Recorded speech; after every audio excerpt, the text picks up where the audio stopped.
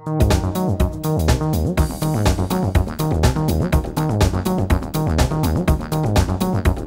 you very much for that introduction and for the opportunity to come and to share some time with you all, the Baton Rouge Press Club. As she mentioned, my name is Godfrey III. I typically go by my nickname Trey, always answer to both, and I have the distinct honor of serving as Executive Director of 100 Black Men of Metro Baton Rouge. It has been an amazing first year within the organization as she highlighted some of our accomplishments.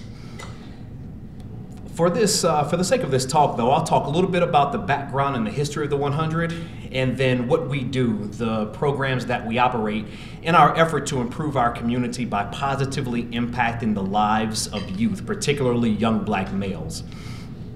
It was around 1992 when a group of men began to meet and to coalesce around an idea that something had to be done in our community to create some positive impact against some of the ills that we'd see and that we'd read about in the papers and hear about on the news every evening. In the fall of '92, my father and I always went to high school football games. And there was one Friday night that was no exception. A buddy of mine, I and my father, attended a football game. And at 12 or 13 years old, I found myself in a position that I couldn't imagine, something that I'd never been around before. At this high school football game in Baton Rouge, there was a shooting. And I will never forget, as we made our way out of the stadium and were about to walk to our car, a few shots rang out and just a mass of people ran by. And just as a matter of instinct, I just about took off running myself, and will never forget the tug that my dad put on my arm and pulled him back into me, or pulled me back into him rather. And so a couple minutes later, we get to the car, and my buddy and I sit in the back seat of the car. And I remember waiting for Daddy to get in and drive us away. And then I looked over, and he wasn't in the car. He was standing on the sidewalk, watching the chaos that ensued. And I'll never forget the imagery in my mind that he stood there bravely, assessing what was going on and trying to find out ways to make that situation better. About 6 months after that, this organization was officially created. We became the 34th chapter of 100 Black Men of America. Neither he nor I could ever imagine that 25 years later, I would actually be standing here running that organization. But here we stand all those years later, still standing bravely, assessing what's going on in our communities and finding out ways to make them better. The organization itself stands on 4 pillars, or what we call 4 for the future. And those 4 programmatic pillars are mentoring, education, economic empowerment, and health and wellness. And we wrap leadership development into all that we do. Like I mentioned, to the end that we want to positively impact the community by affecting change among young people. Service is what ties us together. We're 98 members strong as an organization. We're diverse in background, we're diverse in profession, even diverse in political proclivity. But the thing that brings us all together is our desire to serve, and to serve the least served or the most underserved aspects of our community, which is often young black males. Programmatically speaking, within mentoring, our flagship program is called Project Excel. And within that program, it's a year-round program for young black males 11 to 18 years old. We've got 70 young men in that program, and we'll be celebrating them with our culminating event on June 2nd at Shiloh Baptist Church. We put them through a very rigorous year-long curriculum, and in the end, we want to create good citizens, good men, and good fathers. Our other mentoring program is the Collegiate 100, and we've got chapters of the Collegiate at Baton Rouge Community College and at Southern University, and are working on potentially creating a chapter at LSU. But these amazing young men serve as near-peer mentors to our Project Excel mentees, and then they themselves are also mentored by the men of the 100. In education, our most popular program is our ACT Prep Academy, where twice a year, this year at LSU, we teach an 8-week course that really goes deep into the tips, the tricks, the strategies involved with succeeding on that test. And that grew out of our mentoring program, because we had mentees 17, 18 years ago. Not only did they not know that they needed to take the ACT in order to get to college, some of them had never even heard of the test. And so the organization stood in that gap and created a resource to help them succeed. Our other educational program is called Summer Robotics Academy, which kicks off next month. That's where middle school students, to combat what we all know as summer slide, or the fact that students tend to lose a lot of what they gained during last school year over the summer while doing nothing. We wanted to make sure that our mentees and other students had an opportunity to learn during the summer. So this program was created 7 years ago. And this summer, it's a partnership between the 100, Big Buddy, Gloryland Baptist Church, and Kenilworth Science and Technology School. In economic empowerment, our course is called Dollars and Cents, which is a 10-week spring course for high school students that teaches them the very basics of personal finance, of banking, of budgeting, and then actually ends in an investment competition where these young men and these young ladies are actually dealing with real investment vehicles at that point. And finally, health and wellness. And that is something that is so important within our community, and we partner with medical organizations such as the Pennington Biomedical Research Center and Mary Bird Perkins Our Lady of the Lake Cancer Center to hold free screenings throughout the year and to promote health and being very proactive about one's health throughout the community.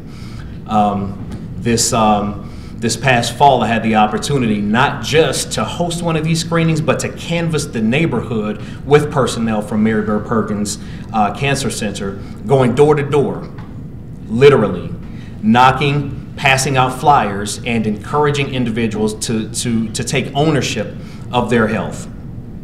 Now, as was mentioned in my bio, one thing that we're very, very proud of is the fact that of the 102 chapters of 100 Black Men worldwide, we found that we'd be recognized as the large chapter of the year, which speaks well to our leadership, our chairman and president, Mr. Fred Sibley, and our board of directors for setting the direction for this organization. Now, quite frankly, we've been doing this great work for a very long time. It kind of reminded me of when Kobe Bryant won the MVP award years ago. He could have won that award for many, many, many other years, but it was almost a lifetime achievement award, more so than it was what he did that one year. For the 100, the men of this organization have been engaged in this amazing work for a very long time. And I'm excited for our leadership and for those 98 members of the organization that we were finally recognized for doing the work that we do. Now, where we're going in the future, we're actually in the development processes of our new strategic plan. We understand that we've done some awesome work, and we will always be responsive to the needs of our community. And so the next step now is to begin to scale our work up, to do more, to be able to touch and to impact more, to bring more men into the work of the 100 so that we can begin increasing the scale on which we can have an impact as an organization. So that's as about as small a nutshell as I can put the work of the 100 in. And I'll kind of wrap up before taking questions by saying this. We recognize as an organization that we don't have all the answers, and so we really celebrate all of the organizations who are in this space doing the work to advance communities in Baton Rouge. We recognize that that we won't be everything to everybody. We don't have all the answers, but we were always ready to work together and to collaborate and do everything we can within our core mission to move communities forward. I thank you all again for this opportunity. I thank you for your attention, and I will open up to questions. I have two questions, sir. Yes, sir. Did you bring any samples of your flyers that you were talking about? And did you bring some business cards so that we can have some right now instead of waiting at the end of your conversation? Absolutely. Thank you, sir. What's your name, sir? Stay tuned to stay tuned. But people call me Z. That's a lot easier. Thank you, sir. The first answer is I will provide those. and you all can always go to our website, 100blackmenbr.org, to see more about what the organization does. As far as business cards, yes, I think I have enough in my pocket for everyone in the room. Throw me something. Yes, sir. 3, in the name of the Father, Son, and Holy Spirit. Amen. I've got 3 set aside right up here that I will bring to you. Gracias. Yes, sir. Trey, Yes. Can you tell them what the organization is doing to address the black-on-black crimes? You know, a lot of the crimes that happen among young black males or by young black males. Can you tell them how we're addressing that? The question is, what are we doing to address the rash of black-on-black crime? Two parts of the answer to that question. The first, and we recognize every time that we turn on the news, there's some story. And the unfortunate part is a lot of this happens in very, very small pockets. And those pockets tend to be in underclass neighborhoods in North Baton Rouge. The first part of that is what we already do, doing more of that. We want to create opportunities for young people. Some of what we see is driven by apathy and nihilism from young people who recognize that they have no other options. And so creating success among these young men that by the time they finish with our programs, they have positive options in their lives.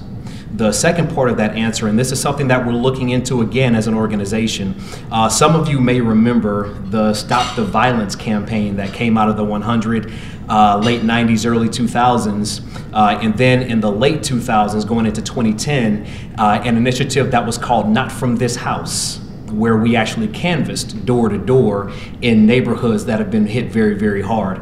Now, we're looking at turning the clock back a little bit towards some of those initiatives and efforts. We recognize that within our communities, the status quo is not acceptable. And we recognize that as leaders within the community, it is absolutely incumbent upon us.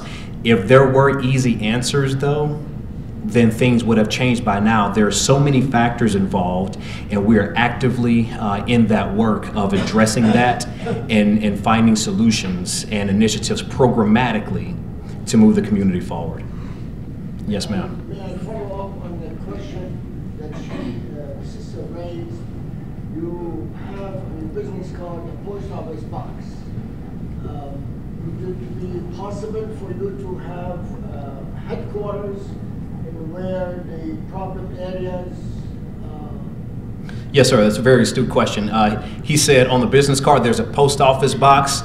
Do we have or could we have a headquarters in problem areas? Our headquarters is located at 2050 North Foster Drive at the corner of North Foster and Fairfields. Yes. So for your strategic plan, is this the first large-scale strategic plan 100 Blackman's ever had, or is it just the latest? When's the last time that y'all updated one, if you have one? We're in the process of updating it right now. Our last strategic plan carried us from 2017 to now. And so we are very forward-looking to determine the most important things for us to begin to do moving forward, whether that's just keep doing what we're already doing or pivoting in different directions. And that's something that our leadership and board of directors will be coming together to address. And do you have any ideas of priorities that you might be looking at already, or any idea of what it might look like? She asked, do I have an idea at this point of priorities or some areas that the board may look at moving to in the future rather? At this point, I do not. And I look forward to the board kind of putting these ideas together and then vetting these ideas together to determine where those priorities are and what that action looks like moving forward. Yes, ma'am. About how many young men go through your various programs in a year? Sure.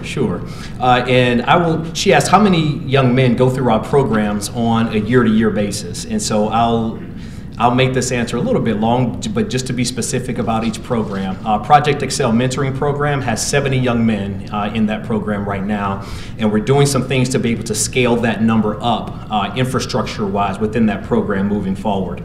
The Collegiate 100, there was just a graduation at Southern, so there are fewer members now, obviously. I would say 50 young men at Southern University and probably 4 or 5 young men at Baton Rouge Community College. In the ACT prep course, this past semester we served 38 students, and the semester before that served somewhere around 100. In our summer robotics course, we will probably have 75 students, and that's middle schoolers from across EBR. In economic empowerment, our dollars and cents program, there were 24 students that were enrolled in the program that just ended this spring. And as far as our free screenings, I don't have a number for the number of men who've come through for free health screenings, but I'll find that out and email that to you. Yes, sir. How do people join 100 Black Men, and what encourages one to join? How do people join the 100, and what encourages men to join? Every member of the 100 is sponsored by a current member. There is an application process, which of course exists of background checks because we do work with young people. The only criteria to join the 100 is men of good character who are concerned and want to become a part of that work. What encourages men to join? The tie that binds all of us together is the spirit of service. And we want to be present. The motto of our organization is what they see is what they'll be. In other words, as young people, we always idealize our main influences and what we see, the narratives that we hear the most. And so the men of this organization want to affect positive change by demonstrating and modeling that type of positive behavior. Did you have a question? We spoke briefly before the meeting about your organization's efforts, which I think are excellent, and the possibility of more reading to children 0 to say 5 years old as a remedy to some of our serious crime. He mentioned that one potential remedy in a strong long-term solution being reading to children from 0 to 5. I was actually sitting in a workshop not long ago by Dr. Stuart Gordon, and it illuminated some very, very important things about the development of young people and how important it is to really, really invest resources and time into young people at the earliest stages.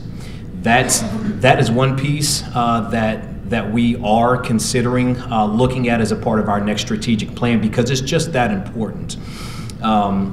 Back in 1993, when our organization was created, a lot of the research out there said that interventions need to happen around that 11-year-old, around that time when young folks matriculate into middle school. And now what we're learning is you really need to be very, very active much younger than that. And so that's one of the things that the statistics are telling us right now, and something that we will vet moving forward. Do you have to be black to join the 100 Black Men? Do you have to be black to join the 100 Black Men? Absolutely not. How much is it cost to join?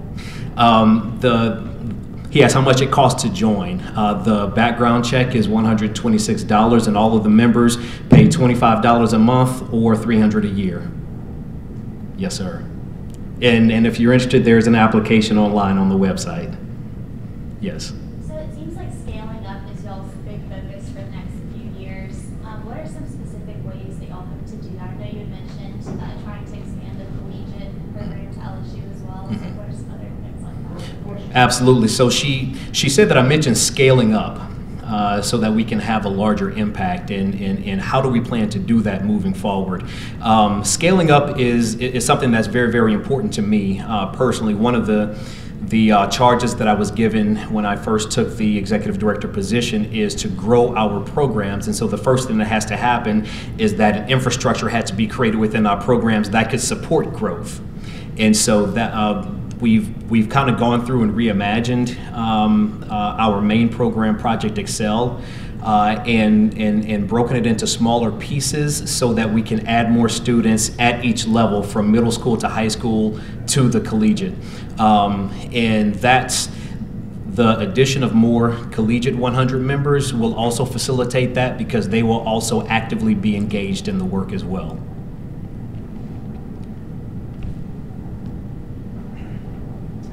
Yes. Tell me, how do you feel continuing the work of your father and just being in this position? On most days, do you think, wow, what is that like for you? She asked, how does it feel to continue the work of my father? It's humbling to say the least. I walk into a building that my daddy was so proud of. The building that we're in right now was donated to the organization, and I remember him beaming with pride because for so long the men in the creation of the 100 were meeting down in his office in the basement of the Capitol or at the old Ramada Inn on Nicholson Drive, if you all remember that one.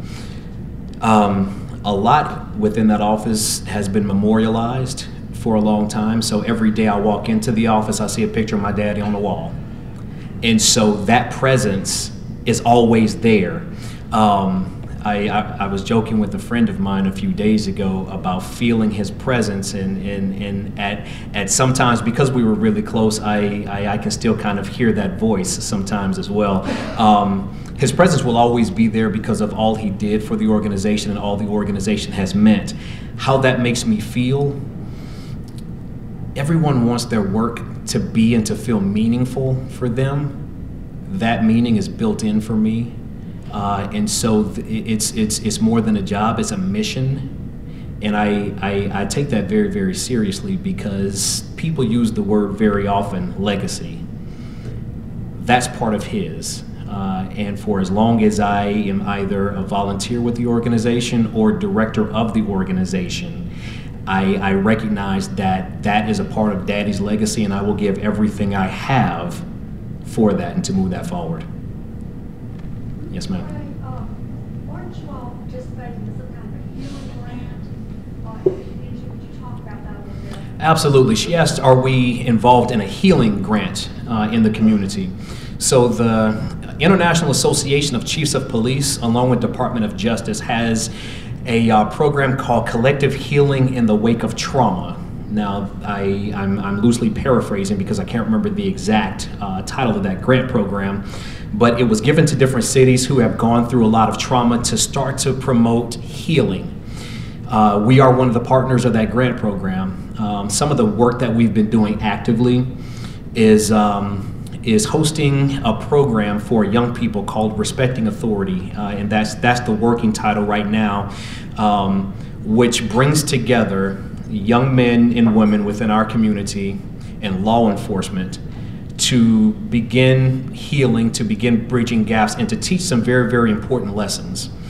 Another piece is about community health, and we've been hosting listening sessions throughout the community with different constituencies so that we can hear now what the biggest issues are, and then come back to them in the future and listen again and begin to synthesize some solutions. But that work is about promoting healing. In 2016, we had one heck of a year here. And there's a lot of trauma that our entire community has experienced. And so our piece of that is the promotion of healing from that trauma within our community.